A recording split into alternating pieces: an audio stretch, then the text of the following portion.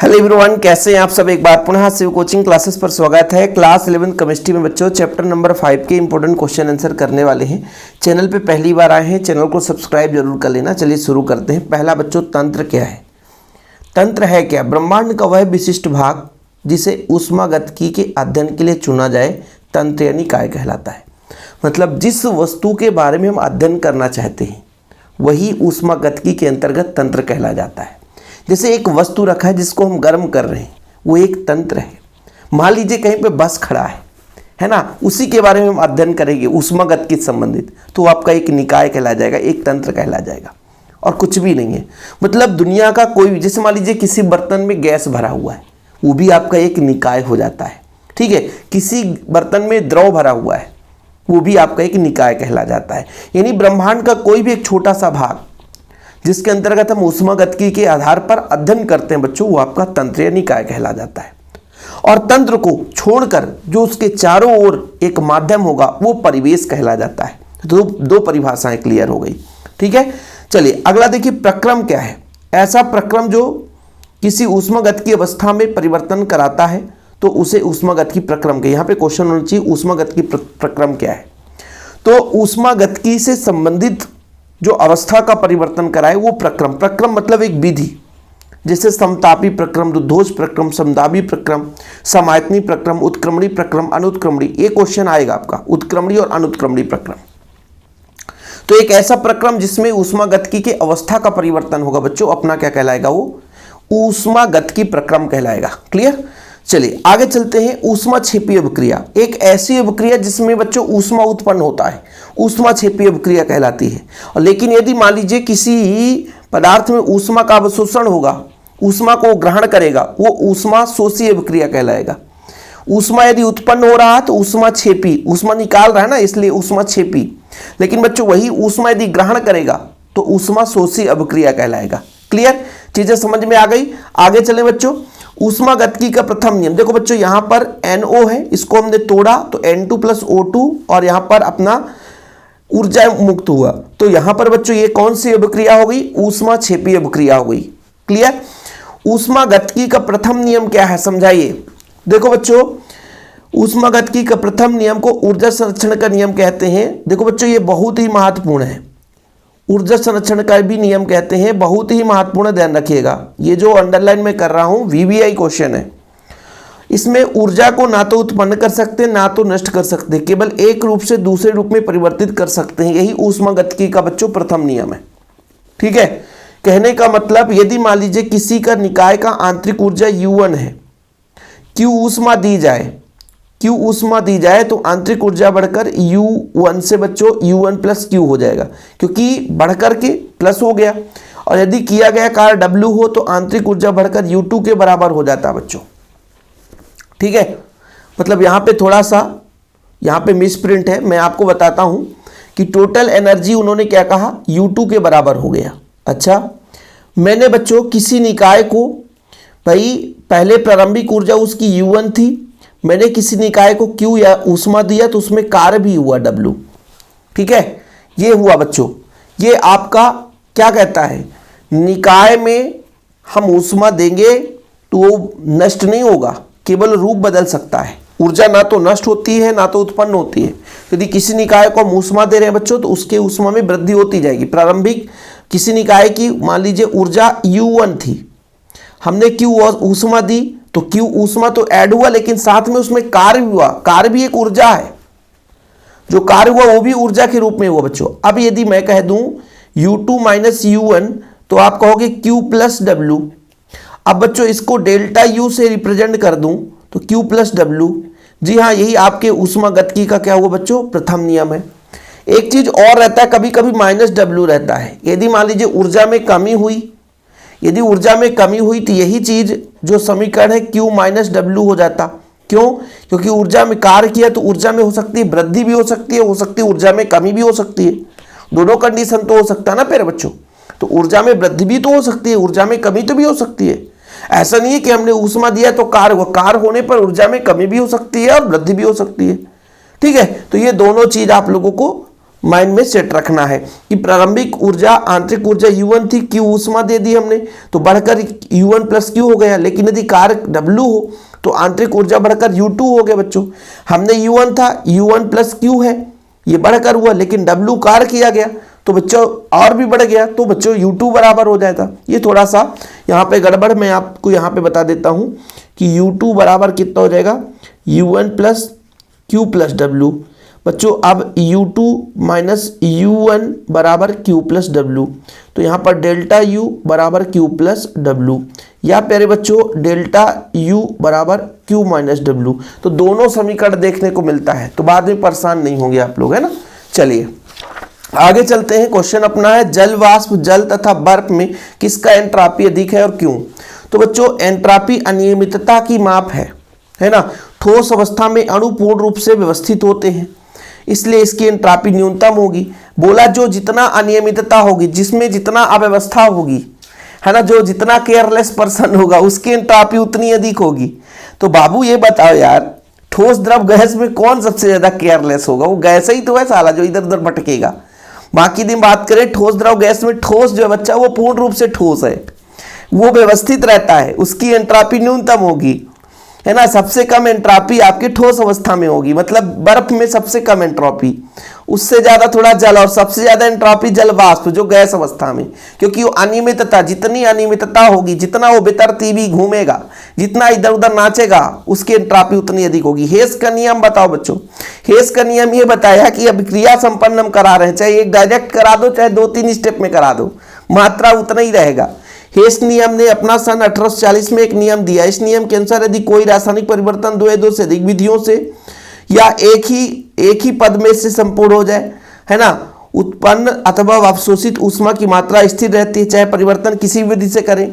अब इसमें ये बोला कि हेस ने ये बताया कि मान लीजिए हम कोई परिवर्तन कर रहे हैं, चाहे उसको एक पद में कर दें चाहे उसको कई पदों में करें, है ना, एक ही स्टेप में हम कंप्लीट कर दें चाहे कई स्टेप में करें, उससे फर्क नहीं पड़ता, वो सब एक ही स्टेप में होगा चाहे 10 स्टेप में हो, इससे मतलब नहीं रहता बच्चों। जैसे यहाँ पर देखो वही नियम है, थोड़ा सा सैद्धांतिक स्टेप है, ठीक है, कि हेस ने इस नियमानुसार 1840 में प्रतिपादन किया, जिसमें बोला भैया कि कोई रासायनिक परिवर्तन दो से अधिक विधियों में या एक से अधिक पदों में की जाए तो संपूर्ण परिवर्तन में उत्पन्न अथवा अवशोषित ऊष्मा की मात्रा स्थिर रहती है। कहने का तात्पर्य चाहे वो एक विधि से हो चाहे 10 विधि से हो, जितनी ऊष्मा उत्पन्न होगी वो स्थिर रहेगी। चाहे एक विधि से हो तो भी उतना ही ऊष्मा उत्पन्न होगा या लगेगा, या तो बच्चों 2-3 विधि से हो, एक पद में हो, दूसरा पद हो, फिर तीसरा पद हो, चाहे चौथा पद हो, इसके बाद आपका हो तो भी उतना ही ऊष्मा रहता है। तो इसमें भटकने की जरूरत नहीं है। उन्होंने ये बताया कि जितना ऊष्मा एक पद में हो चाहे 4 पद में हो, ऊष्मा फिक्स रहता है। जैसे एक डायग्राम के माध्यम से यहाँ पर समझते हैं। प्यारे बच्चों एक डायग्राम बनाते हैं, देखिएगा ए से बी हमको पहुंचना है, ठीक है, तो डायरेक्ट हम बोलते हैं कि ए से बी तक पहुंचे तो क्यू ऊष्मा लग गया। ए से बी तक पहुंचे मतलब ए से जेड, ए को उत्पाद जेड में बदलना है, तो चलो जेड बना देते हैं, इसको हम जेड कर देते हैं, जेड बना रहा है, ठीक है। तो ए से जेड बनाया बच्चों, तो जैसे ए से जेड पहुंचा तो क्यू ऊष्मा बढ़ा, तो क्यू ऊष्मा लग गया, चलो ठीक है। अब बच्चों इसको कई पदों में बनाया गया, ए से बी पहुंचा दिया, ये बी को पहले यहाँ पे काट देते हैं, जेड ही है, बी पहुंचाए, फिर बच्चों वी से सी पहुंचाए और फिर सी से जेड पहुंचाए।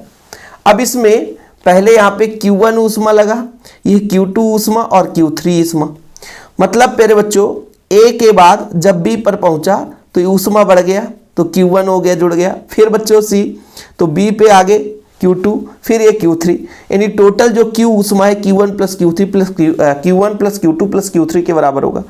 कहने का मतलब एक डायरेक्ट, मान लीजिए पदार्थ ए को जेड में 2 विधि से बदलते हैं, ए से सीधे परिवर्तन मुक्त ऊष्मा Q है ना, ए से जेड में बदलता है तो Q ऊष्मा मुक्त करता है।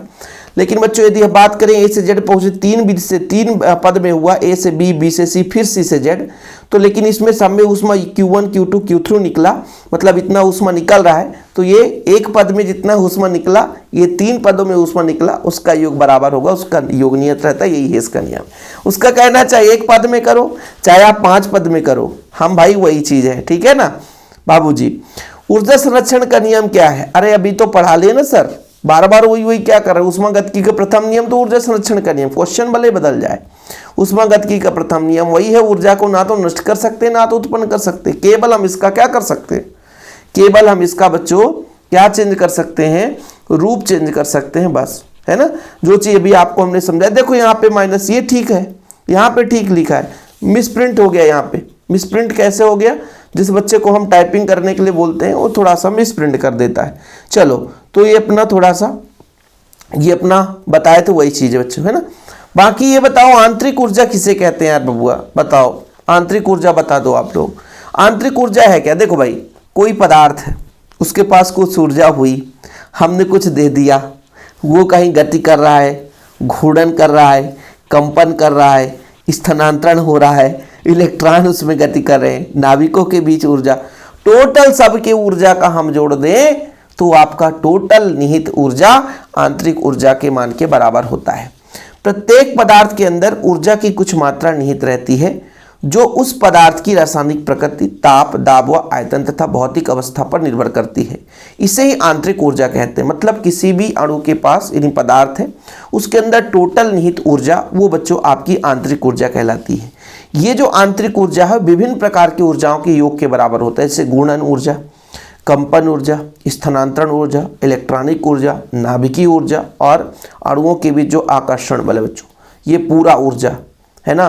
पहला अपना क्या है, जैसे ई है बच्चों, ई मतलब इलेक्ट्रॉनिक ऊर्जा है ना, एन मतलब न्यूक्लियर एनर्जी है ना, यहाँ पर बच्चों मतलब स्थानांतरण, ट्रांसफर्ड एनर्जी कह सकते हैं, है ना। फिर रोटेशनल, ब्राइवेशनल, ये सारे एनर्जी का टोटल योग उसकी आंतरिक ऊर्जा कहलाती है। इसमें कुछ है ही नहीं ज़्यादा। बीवीआई क्वेश्चन आपके लिए अति महत्वपूर्ण बबुआ, अति महत्वपूर्ण। देखो हम 2 अंक 3 अंक वाले क्वेश्चन कर रहे हैं और बड़े बड़े क्वेश्चन अभी हम नहीं कर रहे हैं यार। हो सकता है क्वेश्चन आए थोड़ा सा, इसमें कुछ बड़े बड़े क्वेश्चन भी हैं। अभी अपने पास उतना समय नहीं है, एग्जाम पास में है ना। थ्योरम थोड़ी है जो आपको पढ़ना चाहिए, अपने पास वक्त नहीं है। कभी भविष्य में हम थोड़ा सा मेहनत करेंगे ज़्यादा, लेकिन इस साल बच्चों का तो उतना हेल्प नहीं हो सका। देखो बच्चों, उत्क्रमणी और अनुत्क्रमणी प्रक्रम में क्या अंतर है। ये प्रक्रम अत्यंत धीमी गति से संचालित होती है, मतलब उत्क्रमणी प्रक्रम, और ये प्रक्रम तेजी गति से संचालित होती है। पहला अंतर तो यही हो गया। ये सैद्धांतिक प्रक्रम है, ये वास्तविक और स्वतः परिवर्तित होती है। इन प्रक्रमों में पूर्ण होने में अधिक समय लगता है क्योंकि धीमी गति से होती है, और ये बच्चों ज़्यादा समय नहीं लगता, निश्चित समय कम समय लगता है। इस प्रक्रम में अधिकतम कार्य होता है क्योंकि धीरे धीरे गति से कोई काम करेगा तो ज़्यादा काम करेगा, और लेकिन जो तेजी गति से काम करता है वो इसे भी कम ही काम करता है। समझ रहे ना बच्चों कि भाई यदि कोई धीरे धीरे काम करेगा तो वो थोड़ा सा अधिक कार्य कर लेगा, लेकिन जो तेजी गति से काम करता है तो ज़्यादा कार्य नहीं कर पाता, है ना। प्रक्रम के दौरान किसी भी समय व्यवस्था नष्ट नहीं होती, समय व्यवस्था बनी रहती है और प्रक्रिया पूर्ण होने के पश्चात ही समय व्यवस्था प्राप्त होती है। तो ये बच्चों आप लोगों को उत्क्रमणी और अनुत्क्रमणी में तैयार कर ही लेना है, समय कम है आज, कल तो एग्जाम ही है। खुला तंत्र क्या है, जैसे मान लीजिए जिसमें ऊर्जा और ऊष्मा दोनों का आदान प्रदान हो। जैसे एक बाल्टी में पानी रख दो, पानी को निकाल सकते हो और बाहर फेंक सकते हो और गर्म भी कर सकते हो, तो वो खुला तंत्र के लिए। बंद तंत्र मतलब जिसमें बच्चों ऊष्मा का आदान प्रदान हो, पदार्थ नहीं, एक बाहर से बाल्टी को बंद कर दो, समझ रहे हो, तो अपना एक बंद तंत्र होता है। लेकिन बच्चों विलगित तंत्र क्या है, विलगित तंत्र बताओ। वह तंत्र जो परिवेश से कोई संक्रिया नहीं करता, ना तो भाई पदार्थ अंदर जाएगा ना तो ऊष्मा अंदर जाएगा, वो विलगित तंत्र होता है। और परिवेश है ना भाई, जैसे मान लीजिए कोई निकाय है, हम इसके बारे में अध्ययन कर रहे हैं, निकाय है, इसके चारों ओर से जो घेरा हुआ माध्यम है वो परिवेश है। बाकी हेस का नियम तो आपने पढ़ ही लिया। इस चैप्टर से कम ही क्वेश्चन थे, 2-2 अंक वाले क्वेश्चन मैक्सिमम हम आपको करा रहे हैं बच्चों, है ना। बाकी इस चैप्टर में बढ़िया क्वेश्चन है। मुक्त ऊर्जा किसे कहते हैं, गणितीय व्याख्या, ये काफ़ी महत्वपूर्ण है। मुक्त ऊर्जा से क्वेश्चन आता है बच्चों। बाकी सीपी और सीबी में संबंध, 2 क्वेश्चन मैं आपको दे रहा हूँ होमवर्क, ठीक है। एक क्वेश्चन आपका ये है बच्चों, एक क्वेश्चन अपना CP माइनस CV बराबर R। इसे हम एक प्रकार से, ठीक है, ऊष्माधारिता का बच्चों एक संबंध है जिसे आप लोगों को फिजिक्स में मेयर संबंध के नाम से भी जानते हैं। एक और क्वेश्चन आपको हम दे रहे हैं इस चैप्टर से, है ना, 2018 में पूछा गया था। डेल्टा H एंथैल्पी से बच्चों delta U plus P delta V, ये क्वेश्चन तैयार कर लेना अभी के अभी, ओके, 2 क्वेश्चन इस चैप्टर से तैयार कर लेना, तो इसके अलावा मुझे नहीं लगता कि चैप्टर 5 से और कुछ पढ़ना पड़ेगा। चलिए आज के लिए इतना ही। वीडियो पसंद आए तो लाइक करके शेयर कर दीजिएगा। जय हिंद बच्चों, वंदे मातरम।